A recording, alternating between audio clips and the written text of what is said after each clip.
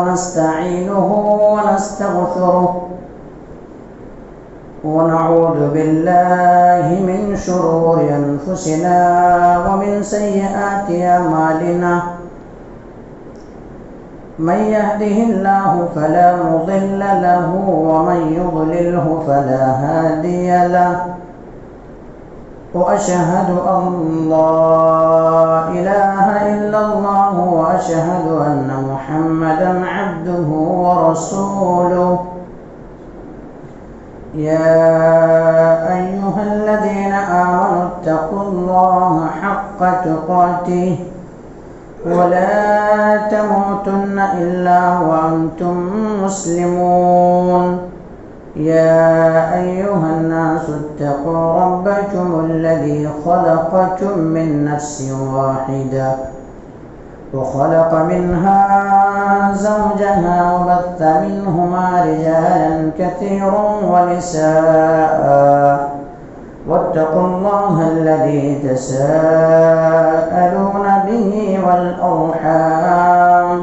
إن الله كان عليكم رقيبا يا أيها الذين آمنوا اتقوا الله وقولوا قولا سديدا يصلح لكم أعمالكم ويغفر لكم ذنوبكم ومن يطع الله ورسوله فقد فاز فوزا عظيما أما بعد فإن خير الحديث كتاب الله وخير الهدي هدي محمد صلى الله عليه وسلم وشر الأمور محدثاتها وكل محدثة بدعة وكل بدعة ضلالة وكل ضلالة في النار فقد قال الله تبارك وتعالى في كلامه المجيد والفرقان الحميد فأعوذ بالله من الشيطان الرجيم بسم الله الرحمن الرحيم ومن أعرض عن ذكري فإن له معيشة ضنكا ونحشره يوم القيامة أعمى قال رب لم حشرتني أعمى وقد كنت بصيرا قال كذلك أتتك آياتنا فنسيتها وكذلك اليوم تنسى قال رب اشرح لي صدري ويسر لي أمري واحلل عقدة من لساني يفقه قولي ربي زدني علما ربي زدني علما اللهم رب زدني علما سبحانك لا علم لنا إلا ما علمتنا إنك أنت العليم الحكيم لا يكلف الله نفسا إلا وسعها لها ما كسبت وعليها ما اكتسبت ربنا لا تؤاخذنا إن نسينا أو أخطأنا ربنا ولا تحمل علينا إصرا كما حملته على الذين من قبلنا ربنا ولا تحملنا ما لا طاقة لنا به واعف عنا واغفر لنا وارحمنا أنت مولانا فانصرنا على القوم الكافرين محترم و مکرم حاضرین جمعہ دینی اور ملی بھائیوں عزیز بچوں پردہ نشین خواتین اسلام میری معزز اسلامی ماں اور بہنیں تمام تعریف حمد و ثنا کبریائی و بڑائی اس وحدہ لا شریک خالق کائنات مالک ارض و سما کے لیے ہے جس نے ہم بنی و انسانوں کو اس روئے زمین کے اندر مبعوث کیا اس روئے زمین کے اندر پیدا کیا اور پیدا کرنے کے بعد یوں ہی بلا چوچ و چرا بھٹکتا ہوا راہ پر نہیں چھوڑا بلکہ ہماری رہبری کے لیے ہمارا رشد و ہدایت کی خاطر 1,00,000 کم و بیش 24,000 انبیاء کرام کو اس روئے زمین کے اندر مبعوث کیا، اس روئے زمین کے اندر بھیجا۔ تمام کے تمام نبیوں کے اوپر درود ہو اور تمام کے تمام رسولوں کے اوپر بھی خصوصاً بالخصوص میرے اور آپ کا آقا جناب محمد کریم صلی اللہ علیہ وسلم پر اللہم صلی علی محمد وعلی آل محمد کما صلیت علی ابراہیم وعلی آل ابراہیم انکا حمید مجید اللہم بارک علی محمد وعلی آل محمد کما بارکت علی ابراہیم وعلی آل ابراہیم انکا حمید مجید۔ محترم حاضرین کرام، میں نے آپ حضرات کے سامنے خطبہ مسنہ کے بعد قرآن مقدس سے 3 آیت پڑھی ہے، 3 آیت تلاوت کی ہے۔ آیت جو ہے سورہ طٰہٰ سے ہے اور آیت 124، 125 اور 126 ہے۔ اس مناسبت سے آج میں آپ حضرات کے سامنے بیان کروں گا خوشگوار زندگی کے رہنمائی اصول۔ یعنی ہر انسان یہی چاہتا ہے کہ ہمیں خوشگوار زندگی مل جائے، ہمیں اچھی زندگی مل جائے، سکون و آرام والی زندگی میسر ہو جائے، لیکن یہ چیز ملے کہاں سے؟ آخر خوشگوار زندگی کہاں سے ملے انسان کو؟ تمام کی تمام حضرت آدم علیہ السلام کی اولاد ہے، مختلف سوچ الگ ہے، طریقے الگ ہے، کام و کاج الگ ہے، لیکن اس گھڑی پہ آ کر کے، اس وقت آ کر کے ہر کوئی آ کر کے رک جاتا ہے کہ ہمیں اچھی زندگی چاہیے، خوشگوار زندگی چاہیے، اچھے ماحول چاہیے۔ اب یہ ملے کہاں سے وہ آپ حضرات کے سامنے بیان کریں گے انشاءاللہ۔ بہت سارے لوگوں نے بہت سارے چیزوں کو خوشگوار زندگی کہا ہے، لیکن خوشگوار زندگی کے لیے اسلام نے کیا بتایا ہے؟ نبی کریم صلی اللہ علیہ وسلم کے بتائے ہوئے طریقے کیا ہے؟ اللہ تبارک و تعالیٰ کا فرمان کیا ہے جس سے ہمیں اور آپ کو خوشگوار زندگی مل جائے؟ تو میرے بھائیوں، اللہ تبارک و تعالیٰ نے قرآن مقدس سورہ ابراہیم کے اندر فرمایا ہے من عمل صالحا من ذکر او انثى وهو مؤمن فلنحيينه حياة طيبة ولنجزينهم بأحسن ما كانوا يعملون۔ خوشگوار زندگی چاہتے ہو تو خوشگوار زندگی کے لیے من عمل صالحا، سب سے پہلے چیز اللہ کے اوپر ایمان لانا پڑے گا، اللہ کے اوپر ایمان لانا پڑے گا۔ وعمل صالحا، اور اچھے اعمال کرنا پڑے گا، نیک کام کرنا پڑے گا، اللہ کی بندگی کرنی پڑے گی، اللہ تبارک و تعالیٰ کی رضا اور خوشنودی کا کام کرنا پڑے گا۔ اگر ایک انسان ایمان لایا، ایمان لانے کے بعد عمل صالح کیا تو اللہ تبارک و تعالیٰ کہتے ہیں فَلَنُحْيِيَنَّهُ حَيَاةٌ طَيِّبَةٌ، اللہ تبارک و تعالیٰ ان کو بہتر زندگی دے گا، ان کو اچھی زندگی عطا کرے گا، ان کو خوشگوار زندگی عطا کرے گا، ان کی زندگی میں چین و سکون و آرت و راحت اور کیا ہے آرام ہوں گے، راحت ہوں گے، سکون والی زندگی ہوگی، خوشگوار زندگی ہوگی۔ کب؟ جب ایک انسان اللہ کے اوپر ایمان لائے گا اور اچھے عمل کرے گا تب۔ لیکن لوگوں نے آج کیا سمجھا ہے کہ ہم اسلام کو چھوڑ کر کے خوشگوار زندگی اپنائیں گے، اسلام مذہب اسلام کو پسے پشت ڈال کر کے ہمیں راحت والی زندگی مل جائے گی، آرام دہ زندگی مل جائے گی۔ تو یہ سوچ غلط ہے، کیونکہ اللہ تبارک و تعالیٰ نے کہا کہ خوشگوار زندگی کے لیے عمل صالح کا ہونا نہایت ہی ضروری ہے، نیک اعمال کا ہونا نہایت ہی ضروری ہے۔ اور اللہ تبارک و تعالیٰ نے قرآن مقدس کے اندر خود یہی بات کہا ہے الا بذکر اللہ تطمئن القلوب، دلوں کو سکون، خوشگوار زندگی، اچھی زندگی، آرام دہ زندگی، راحت و آرام والی زندگی اگر چاہتے ہو تو اللہ کا ذکر کرو، اللہ کے ذکر میں خوشگوار زندگی ہے۔ میرے بھائیوں، اسی لیے میرے اور آپ کا آقا جناب محمد کریم صلی اللہ علیہ وسلم، جب نبی کا نام آئے تو صلی اللہ علیہ وسلم زبان پر ضرور ادا کریں۔ صلی اللہ علیہ وسلم نبی کے نام سن کر کے بھی اگر ہم اور آپ ادا نہیں کریں گے، زبان سے صلی اللہ علیہ وسلم نہیں کہیں گے تو ہمارے اوپر اللہ کی لعنت ہوگی۔ اس لیے جب نبی کا نام آئے زبان کے اندر یہ کلمہ جاری صلی اللہ علیہ وسلم ضرور کہیں۔ تو اللہ کے نبی جناب محمد کریم صلی اللہ علیہ وسلم کی زندگی میں جب بھی پریشانی آئی، جب بھی لوگ ستائے، جب بھی مصیبتیں ٹوٹ پڑی، جب بھی خوشگوار زندگی کو چھیننے کی کوشش کی گئی، تو اللہ کے نبی جناب محمد کریم صلی اللہ علیہ وسلم نے اپنے ساتھی حضرت بلال حبشی رضی اللہ تعالی عنہ سے کہا، ارحنا یا بلال، ارحنا یا بلال اقم الصلاۃ، اے بلال اذان کہو اور میرے دل کو سکون پہنچاؤ، میرے دل کو آرام پہنچاؤ، میرے دل کو سکون آرام پہنچاؤ، خوشگوار زندگی ہمیں چاہیے، آذان کہو کیا ہے تاکہ میں نماز ادا کروں اور دل کو سکون مل جائے۔ نبی کریم صلی اللہ علیہ وسلم کے بہت سارے دشمن جب ستاتے، آپ کے اوپر مصیبتیں آتی،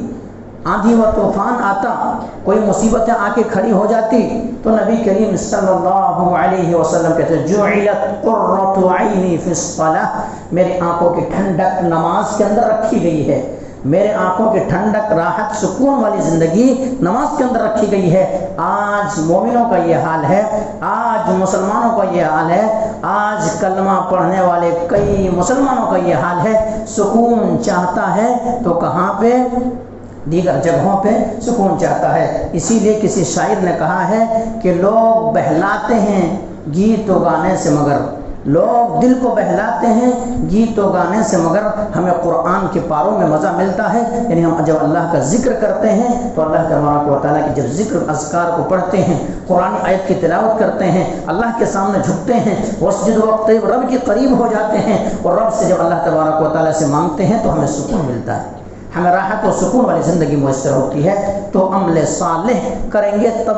چین و سکون والی زندگی ہمیں اور آپ کو ملے گی، ورنہ اگر ہم اور آپ صرف دنیاوی چکر میں ہم اور آپ کھوئے رہیں گے، آخرت کو بھول جائیں گے، ہمارے سینوں کے اندر فکر آخرت پیدا نہیں ہوگا، اللہ رب العالمین کو راضی کرنے والے کام نہیں کریں گے، خوش کرنے والے کام نہیں کریں گے، اللہ ہم سے کیسے ہو جائے اس کا وہ کام نہیں کریں گے، اللہ کے ذکر سے روگردانی کریں گے، تو اللہ تبارک و تعالی نے قرآن کریم کے اندر فرمایا ہے، سورہ طٰہٰ ہے آیت 124 25 26، سورۃ طٰہٰ آیت 124 25 26 آپ تلاوت کریں گے تو اللہ تبارک و تعالی نے فرمایا وَمَنْ أَعْرَضَ عَنْ ذِكْرِي فَإِنَّ لَهُ مَعِيشَةً ضَنْكًا وَنَحْشُرُهُ يَوْمَ الْقِيَامَةِ أَعْمَى وَقَدْ كُنْتَ بَصِيرًا قَالَ كَذَلِكَ أَتَتْكَ آيَاتُنَا فَنَسِيتَهَا وَكَذَلِكَ الْيَوْمَ تُنْسَى۔ جو شخص اللہ رب العالمین کے ذکر سے روگردانی کرے گا، جو اللہ رب العالمین کی بندگی سے روگردانی کرے گا، جو بندہ اللہ تبارک و تعالیٰ کی عبادت سے روگردانی کرے گا، عمل صالح کرنے سے روگردانی کرے گا، اللہ تبارک و تعالیٰ ان کی زندگیوں کو تنگ کر دے گا،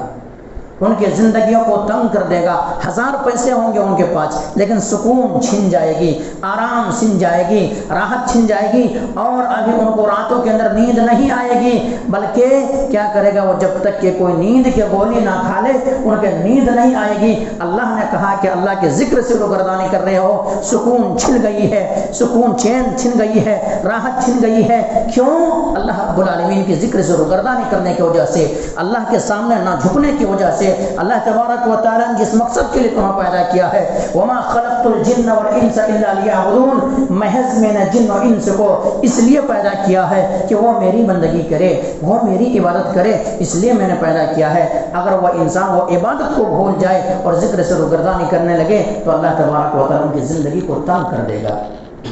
زندگی میں سکون نہیں، اولاد بگڑ گئے ہیں، میاں بیوی کے اندر جھگڑے ہیں، گھر کے اندر سکون نہیں ہے، گھر کے اندر سکون برکت چھن گیا ہے، کیا؟ اللہ کے ذکر سے روگردانی کو کرنے کی وجہ سے، مسجدوں سے دور رہنے کی وجہ سے لوگوں کو سمجھ میں نہیں آتی ہے کہ آخر یہ وجہ کیا ہے جس سے آج چین و سکون چھن گئی ہے۔ تو چین و سکون اگر کوئی انسان چاہتا ہے اللہ کے ذکر کی طرف دوڑ پڑے، اللہ کے ذکر کریں، اللہ بذکر اللہ تطمئن القلوب، ذکر کریں گے دلوں کو سکون پہنچے گا۔ اللہ تبارک و تعالی مزید فرمایا اور قال رب لما حشرتنی اعمی وقد كنت بصیرا، دنیا کے اندر چین و سکون چھن گئی، راحت چھن گئی اور وہ زندگی میسر نہ ہوئی، اب آخرت کے اندر یہ بندہ اندھا ہو کر کے اٹھے گا، آنکھ کے اندر بینائی نہیں ہوگی، دکھائی نہیں دے گی۔ اللہ تبارک و تعالیٰ سے سوال کرے قال كذلك اتتك آیاتنا فنسیتها وكذلك اليوم تنسى، اے اللہ رب العالمین دنیا کے اندر ہمیں آنکھیں دی گئی تھی، آنکھوں سے میں دیکھتا تھا، دنیا نظر آتا تھا، تمام دنیا کو دیکھ لیا کرتا تھا، لیکن آج میں اندھا ہو کے اٹھ رہا ہوں، آج آنکھ سے بینائی چھن گئی ہے۔ وجہ کیا ہے، ریزن کیا ہے، سبب کیا ہے جس کی وجہ سے آج ہمارے آنکھیں چھن گئی ہے؟ اللہ تبارک و تعالیٰ کی جانب سے آواز آئے گا قال كذلك اتتك آیاتنا فنسیتها وكذلك اليوم تنسى، آج اس لیے تمہیں بھلا دیا گیا ہے، آج اس لیے آنکھیں چھن گئی ہے، آج اس لیے بینائی چھن گئی ہے۔ دنیا کے اندر تمہارے سامنے واضح و نصیحت کی جاتی تھی، تقریر کیا جاتا تھا، پڑھ کے بتایا جاتا تھا، قرآن آیت سنائی جاتی تھی، نبی کے فرمان سنایا جاتا تھا، لیکن تو پسے پشت ڈال دیتا تھا، اس کے عمل نہیں کیا کرتا تھا، تو دنیا کے اندر بھول گیا تھا۔ آج میں تم کو بھلا دیا ہوں،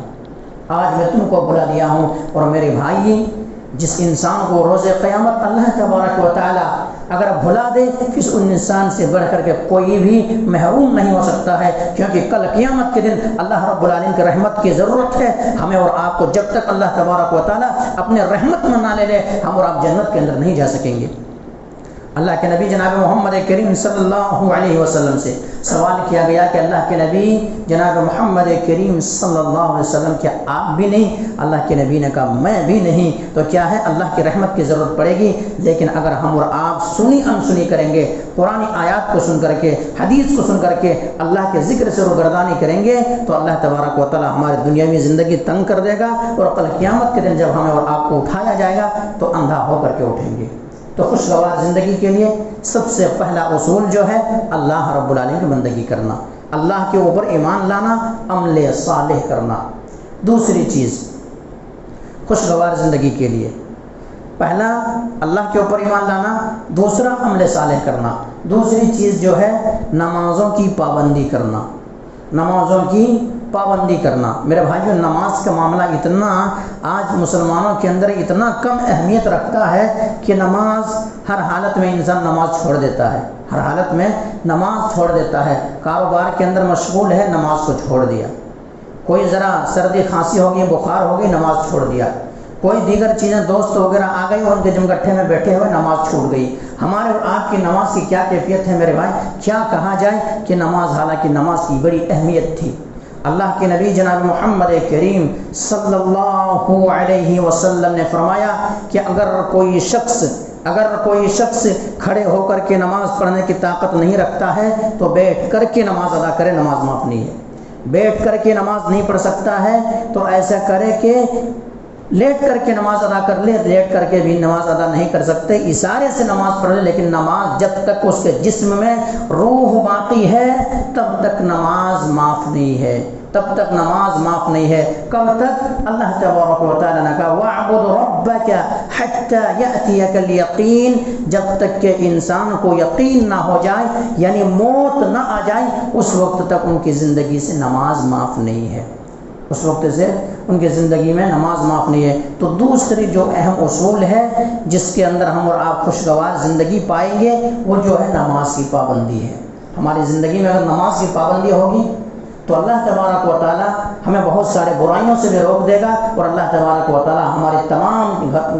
چاہے گھریلو مسئلہ ہو، خوشگوار زندگی ہو یا کوئی بھی چیز ہو، اللہ تبارک و تعالی سکون والی زندگی میسر کرے گا۔ اللہ تبارک و تعالی نے وہی کہا ہے ان الصلاۃ تنہی عن الفحشاء والمنکر یقینا بمعنی حقا، اللہ رب العالمین کی باتوں کے اوپر کوئی شک و شبہ نہیں ہے، لا ریب فیہ ہے کہ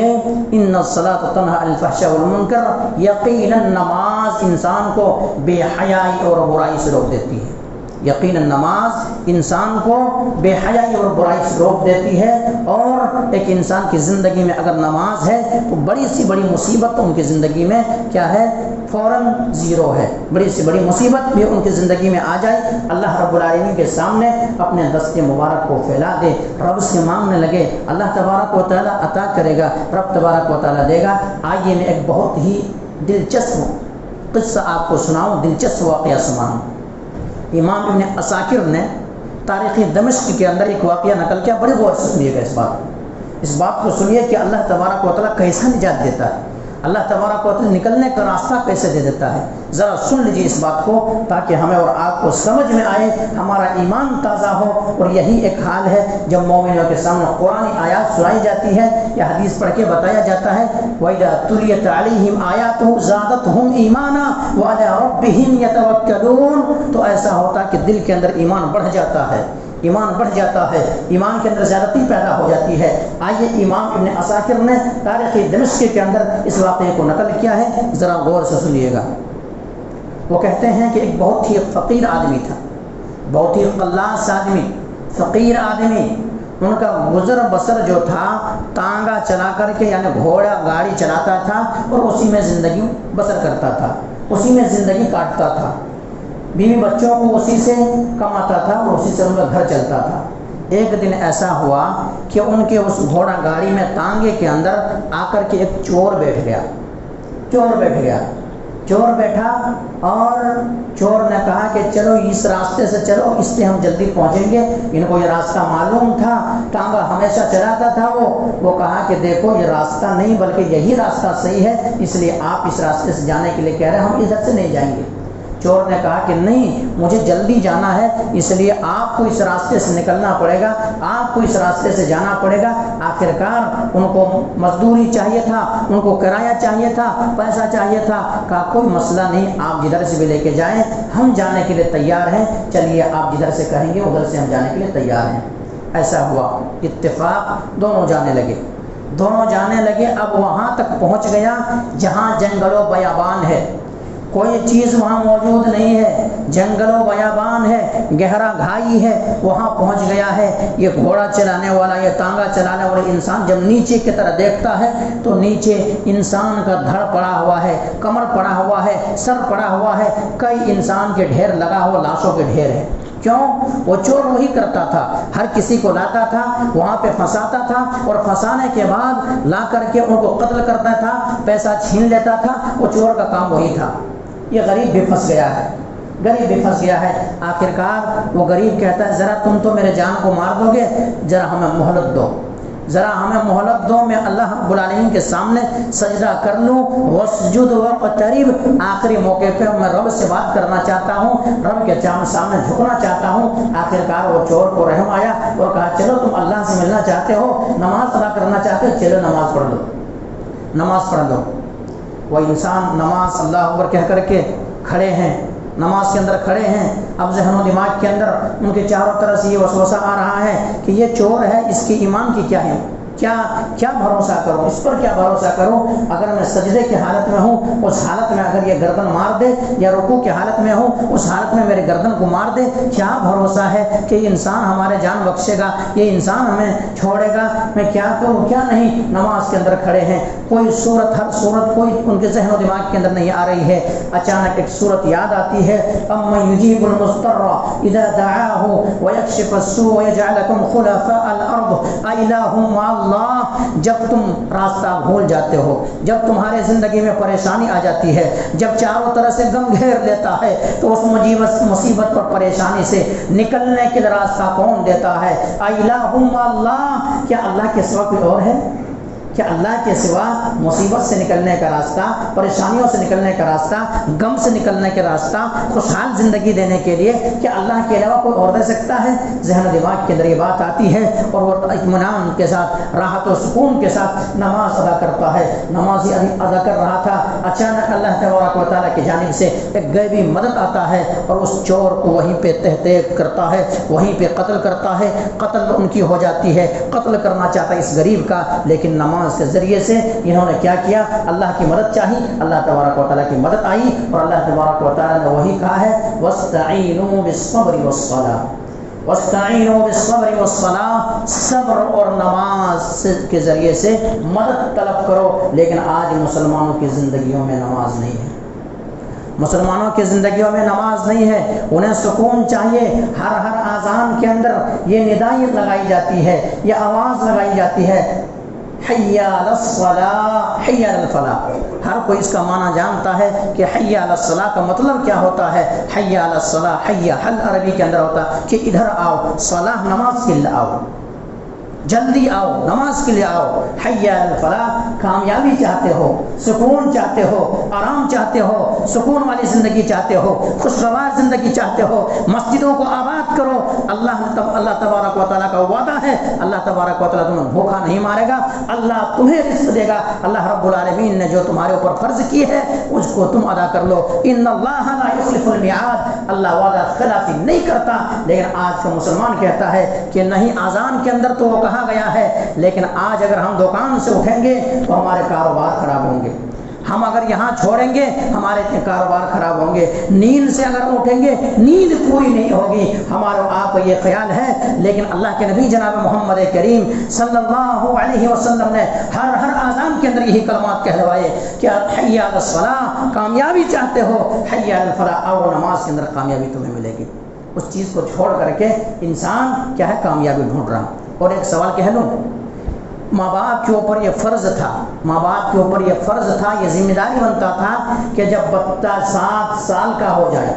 جب بچہ 7 سال کا ہو جائے اس وقت کیا کرے، اپنے بیٹے کو نمازی بنائے، نماز کا حکم دے۔ مروا اولادکم فی الصلاۃ، جب 7 سال کا ہو جائے نماز کا حکم دیا جائے۔ لیکن آج ایک یہ ہے کہ آج 40 سال کا بابا ہو گیا ہے، 60 سال کا بابا ہو گیا ہے، زندگی ان کی یوں ہی پار ہو رہی ہے، خود نماز نہیں پڑھتا ہے،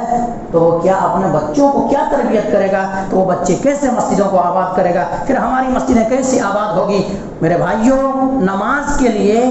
صرف اپنا ذمہ داری انسان نبھانے لگے، اپنا ذمہ داری، میں شمس الحق، میں اپنا ذمہ داری پوری کر لوں، آپ عبداللہ آپ اپنا ذمہ داری پورا کر لیں، آپ عبد الرحمن آپ اپنے ذمہ داری کو سمجھنے لگے، آپ سمجھیں کہ ہمارے اوپر نماز فرض کی ہے، ہمارے اولاد کے اوپر اللہ نے نماز فرض کی ہے، ہمیں حکم دیا ہے کہ جب بچہ 7 سال کا ہو جائے اس وقت نماز کا حکم دو، اور جب بچہ 7 سال کے ہونے کے بعد بھی اگر نماز ادا نہیں کرتا ہے، نماز نہیں پڑھتا ہے، تو ان کو مارا جائے، ان کو ڈانٹا جائے، مسجدوں کو لے کر کے آیا جائے۔ اگر ہر انسان اپنے ذمہ داری ادا کرنے لگے تو ہماری مسجدیں غیر آباد نہیں ہوگی۔ لیکن آج نمازوں سے انسان کوسوں دور ہے، آج نمازوں سے کوسوں دور ہے۔ اور ایک بات کہوں، انسان کیا کہتا ہے معلوم؟ آج انسان کا سوچ یہ ہے، رات میں سوتے وقت باپ کیا کہتا ہے یا ماں کیا کہتی ہیں، بیٹا سو جاؤ تمہیں صبح اسکول جانا ہے نہیں ہے؟ یہ سوال ہوتا ہے یا نہیں ہوتا ہے؟ بیٹا سو جاؤ، بچہ سو جاؤ، کیوں؟ تمہیں صبح کہاں جانا ہے؟ اسکول جانا ہے۔ کوئی ماں باپ خال کوئی ماں باپ ایسے ملیں گے جو یہ کہہ کر کے بچوں کو سلاتا ہو کہ بچہ جلدی سو جاؤ میرے بیٹے، لال میرے جلدی سو جاؤ، تمہیں نماز فجر کے لیے جانا ہے، نماز ادا کرنا ہے، نماز پڑھنا۔ کوئی ایسا نہیں۔ آج کئی ایسے باپ ہوں گے جن کا بچہ 10 سال کا ہو گیا ہے، 12 سال کا ہو گیا، 15 سال کا ہو گیا ہے، جمعہ میں بھی نہیں آئے ہوں گے ان کے بچہ، جمعہ میں بھی ان کا بچہ نہیں آیا ہوگا۔ کیوں؟ اس لیے نہیں آیا ہوگا، ان کے ذہن و دماغ کے اندر نماز کی اہمیت ہی نہیں ہے۔ لیکن یہ مسلمان نہیں جانتا ہے، یہ نبی کے کلمہ پڑھنے والا نہیں جانتا ہے، یہ مسلمان گھرانے کے اندر پیدا ہوا ہے، کیا ہے، ration card, Aadhaar card, voter list کے اندر مسلمان جیسا نام ہے، لیکن ان کو پتہ نہیں ہے کہ میرا بچہ 1 جمعہ چھوڑ کر کے، 2 جمعہ چھوڑ کر کے، 3 جمعہ چھوڑ کر کے اسلام سے نکل گیا ہے، اسے پتہ ہی نہیں ہے۔ اللہ کے نبی جناب محمد کریم صلی اللہ علیہ وسلم نے فرمایا کہ اگر کوئی انسان جان بوجھ کر کے اگر 3 جمعہ چھوڑ دیتا، اسلام سے نکل جاتا ہے، مرتد ہو جاتا ہے، لوگوں کو پتہ ہی نہیں ہے۔ میرے بھائیوں، کہاں تک رونا رویا جائے، کہاں تک لوگوں کو بتایا جائے؟ میرے بھائیوں، ذمہ داری کا سمجھنا، خوشگوار زندگی چاہیے، مسجدوں کو آباد کرنا پڑے گا۔ اسی لیے آپ حضرت ابراہیم علیہ السلام کے حالات زندگی جو بیان کی گئی ہوگی آپ لوگوں کے سامنے، ایک واقعہ اس طرح سے بھی آیا ہوگا کہ حضرت ابراہیم علیہ السلام اپنے لخت جگر، اپنے نور نظر 80-85 سال کے بعد ملنے والے اولاد کو ابراہیم خلیل اللہ علیہ السلام وادی زی زرع کے اندر چھوڑ کر کے آتے ہیں۔ وہاں پہ پانی موجود نہیں، کھانا موجود نہیں، پرندے تک موجود نہیں، بس تھوڑا سا پانی ہے اور ایک مشکیزے کے اندر کچھ کھجور ہے۔ وہی کھجور دے کر کے ابراہیم علیہ السلام آج جہاں پہ مکہ واقع ہے وہاں پہ ابھی کوئی چیز موجود نہیں تھی، اسی طرح سے چٹیل میدان وہاں پہ چھوڑ کر کے آتے ہیں۔ ابراہیم علیہ السلام کی بیوی پکڑ لیتی ہے پیچھے سے کہ میرے سرتاج، میرے شوہر، تم کہاں جا رہے ہیں؟ آپ یہاں ہمیں چھوڑ کر کے، یہاں نہ تو پانی موجود ہے، نہ کھانا موجود ہے، نہ چرند و پرند ہے، نہ آپ کوئی انسان تک دور دور تک نظر نہیں آ رہے ہیں، آخر آپ کہاں جا رہے ہیں؟ ابراہیم علیہ السلام کوئی جواب نہیں دیتے، ابراہیم علیہ السلام کوئی جواب نہیں دیتے، پھر سوال کرتی ہیں، پھر پوچھتی ہیں کہ میرے سرتاج، میرے شوہر یہاں پہ بچے کو بھی چھوڑ کر کے آپ جا رہے ہیں، مجھے بھی چھوڑ کر کے جا رہے ہیں، آپ کیوں جا رہے ہیں، کدھر جا رہے ہیں، آخر بتائیں تو صحیح۔ ابراہیم علیہ السلام کی زبان سے کوئی جواب جاری نہیں ہوتی ہے۔ آخرکار حضرت حاجرہ رضی اللہ عنہ سوال پھر کر لیتی ہیں، پوچھ لیتی ہیں کہ میرے شوہر کیا یہ اللہ کا حکم ہے، کیا اللہ نے ایسا حکم دیا ہے؟ ابراہیم علیہ السلام کہتے یہی اللہ کا حکم ہے۔ بیوی کہتی ہیں تب اللہ ہمیں ضائع نہیں کرے گا، اللہ ہمیں برباد نہیں کریں گے۔ آخرکار ابراہیم علیہ السلام وہاں سے آگے بڑھتے ہیں، پہاڑی سے نیچے اترتے ہیں، اور نیچے اترنے کے بعد اللہ رب العالمین کے بارگاہ میں کھڑے ہو جاتے ہیں، نماز ادا کرنے لگتے ہیں، اور نماز ادا کرنے کے بعد اللہ تبارک و تعالیٰ سے دعا کرتے ہیں، ربنا لیقیموا الصلاۃ، اے اللہ میں اپنے اولاد کو، اپنے بیوی بچوں کو یہاں پہ چھوڑ کر جا رہا ہوں، ربنا لیقیموا الصلاۃ، اللہ تاکہ یہ نمازی بن جائے، تاکہ یہ نمازی بن جائے، اللہ کی عبادت و بندگی کرنے والے بن جائے، اس لیے میں یہاں چھوڑ کے جا رہا ہوں۔ مجھے اس بات کا غم نہیں ہے یہاں کھانا موجود نہیں، یہاں پانی موجود نہیں، یہاں لوگ موجود نہیں، یہاں کی آب و ہوا انہیں راس آئے گی یا نہیں آئے گی، ہمیں ان چیزوں کی غم نہیں ہے۔ اے اللہ ربنا لیقیموا الصلاۃ، بس میرے اولاد نمازی بن جائے، یہی ہمیں فکر ہے، یہی ہمیں فکر ہے۔ آج کتنے ایسے باپ ہیں، کتنے ایسے باپ ہیں جن کو یہ فکر لاحق ہے، جن کو یہ فکر ہے کہ میرے اولاد نمازی بن جائے، میرے اولاد مسجدوں کو آباد کرنے والے بن جائے، میرے اولاد جو ہوں میں مرنے کے بعد صدقہ جاریہ کے طور پر اپنے دستے مبارک کو اٹھا کر کے میرے لیے دعا کرے۔ کتنے ایسے باپ ہیں جو یہ سوچ رہا ہو کہ میرے اولاد میرے نماز جنازہ پڑھا سکے، کوئی نہیں، سب دنیا کے چکر میں بھاگ رہا ہے، سب دنیا کے چکر میں بھاگ رہا ہے، مسلمان نام کا رہ گیا ہے، لیکن مسلمان جیسا کام نہیں ہے، پھر چین و سکون چاہتا ہے، کہاں سے سکون میسر ہو، کہاں سے آرام والی زندگی مل جائے، کہاں سے سکون ملے۔ ارے اللہ رب العالمین نافرمانی کر کے کسی کو سکون مل سکتا ہے، کسی کو آرام مل سکتا ہے؟ میرے بھائیوں ایک بات یہ بھی ہے، نماز فجر میں یہ کہہ کے اذان بھی دیا گیا تھا، الصلاۃ خیر من النوم، الصلاۃ خیر من النوم، نیند بہتر نہیں نماز بہتر ہے، نیند بہتر نہیں نماز بہتر ہے۔ لیکن میں پوچھنا چاہوں گا اپنے بھائیوں کو، ہمارے کتنے کون بھائی ہمارے تھے جو مسجدوں کو، نیند کو قربان کر کے مسجدوں کو آئے تھے؟ نہیں، مسلمانوں کو جذبہ نہیں ہے، وہ شوق نہیں ہے، وہ اسلام سے محبت نہیں ہے، بس دعویٰ کرتے ہیں مسلمان ہے، دعویٰ کرتے ہیں ایمان سے محبت ہے، دعویٰ کرتے ہیں اسلام سے محبت ہے، دعویٰ کرتے ہیں شریعت سے محبت ہے، لیکن حقیقی عمل میں اپنے عمل سے کر کے بتاتا ہے ہمیں اسلام سے محبت نہیں، غیروں کا طریقہ ہمیں محبت ہے، غیروں کے روش پر چلنا ہمیں محبت ہے، ہمیں اپنے کا طریقہ ہمیں یاد نہیں ہے، نبی کے بتائے ہوئے طریقے ہمیں یاد نہیں ہے، نبی کریم صلی اللہ علیہ وسلم فرمان ہمیں یاد نہیں ہے، حالانکہ اللہ کے نبی جناب محمد کریم صلی اللہ علیہ وسلم، میرے بھائیوں نبی کریم صلی اللہ علیہ وسلم کے آخری وقت ہے، میرے بھائی آخری وقت ہے، نبی کریم صلی اللہ علیہ وسلم کے جسم میں اثر کام نہیں کر رہے ہیں، حضرت فضل بن عباس اور حضرت علی رضی اللہ تعالیٰ عنہ، دو صحابی رسول کے کندھے کے سہارے لے کر کے نبی کریم صلی اللہ علیہ وسلم ہچکولے کھاتے ہوئے مسجد نبوی کی طرف بڑھنے کی کوشش کر رہے ہیں، مسجد نبوی کی طرف پڑھنے کی کوشش کر رہے ہیں، نبی کریم صلی اللہ علیہ وسلم زمین پہ گر جاتے ہیں، زمین پہ گر جاتے ہیں، بے ہوشی طاری ہو جاتی ہے، کچھ دیر کے بعد آپ کو ہوش آتا ہے، نبی کریم صلی اللہ علیہ وسلم بے ہوشی ختم ہوتی ہے، آپ کو ہوش آ جاتی ہے، نبی کریم صلی اللہ علیہ وسلم کا پہلا جملہ سنیے، نبی کریم صلی اللہ علیہ وسلم دیگر چیزوں کا فکر نہیں ہے، نبی اکرم جناب محمد کریم صلی اللہ علیہ وسلم کہہ رہے الصلاۃ وما ملکت ایمانکم، الصلاۃ وما ملکت ایمانکم، کیا صحابہ کرام نے نماز ادا کر لی ہے، کیا صحابہ کرام نے نماز پڑھ لی ہے؟ اللہ کے نبی جناب محمد کریم صلی اللہ علیہ وسلم کے اٹھا کے بٹھایا جاتا ہے، نبی کریم صلی اللہ علیہ وسلم کہتے ہیں 7 کنویں کے پانی لا کر کے میرے سر میں ڈالا جائے تاکہ کچھ بیماری سے افاقہ ہو، بیماری دور ہو، اور میں مسجد نبوی کی طرف بڑھ سکوں، لوگوں کا امامت کرا سکوں، جا کر کے نماز پڑھا سکوں، نماز پڑھ سکوں۔ اللہ اکبر، نبی کریم صلی اللہ علیہ وسلم کے سروں پہ ڈالا جاتا ہے، ڈالنے کے بعد نبی کی بے ہوشی غائب ہوتی ہے، ہوش آنے کے بعد نبی کریم سے مسجد نبوی کی طرف پھر بڑھنے کی کوشش کر رہے ہیں، نبی کریم صلی اللہ علیہ وسلم پھر زمین بوس ہو جاتے ہیں، زمین پہ گر جاتے ہیں، زمین پہ گر جاتے ہیں، ہوش آتے ہی نبی کے دل کے ذہن و دماغ کے اندر ایک ہی خیال ہے الصلاۃ وما ملکت ایمانکم، کیا لوگوں نے نماز ادا کر لی؟ میرے بھائی ہمارا کیا حال ہے؟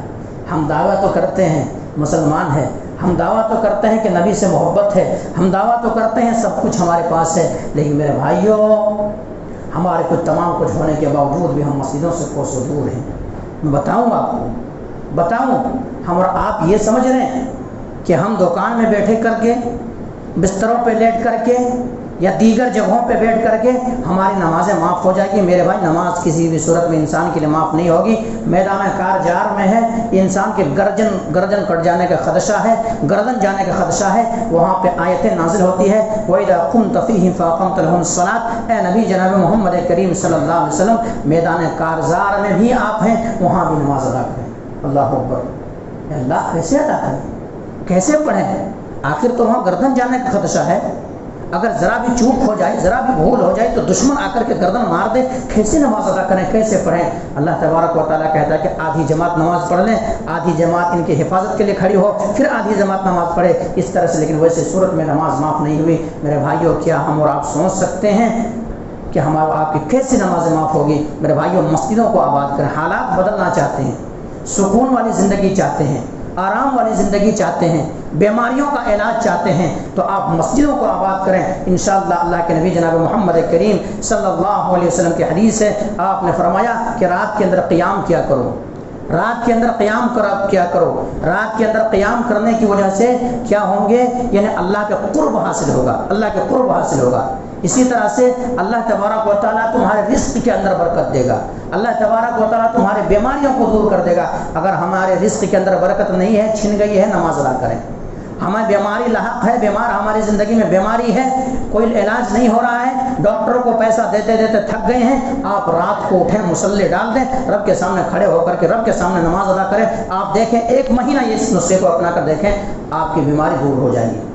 لیکن آپ کو ان باتوں کے اوپر، ہمیں اور آپ کو ان چیزوں کے اوپر یقین نہیں ہے، اس لیے ہم اور آپ وہ چیز، ہم اور آپ ان کے ڈاکٹروں کے تو دھکا کھانے کے لیے تیار ہیں، دیگر جگہوں کے لیے تو دھکا کھانے کے لیے تیار ہیں، لیکن رب کی بتائی ہوئے طریقے پہ، نبی کی بتائی ہوئے طریقے پہ ہم اور آپ کو عمل کرنے کے لیے ہم اور تیار نہیں ہے۔ تو میرے بھائی خوشگوار زندگی کے لیے سب سے پہلی چیز اللہ تبارک و تعالیٰ نے جو کہا ہے ومن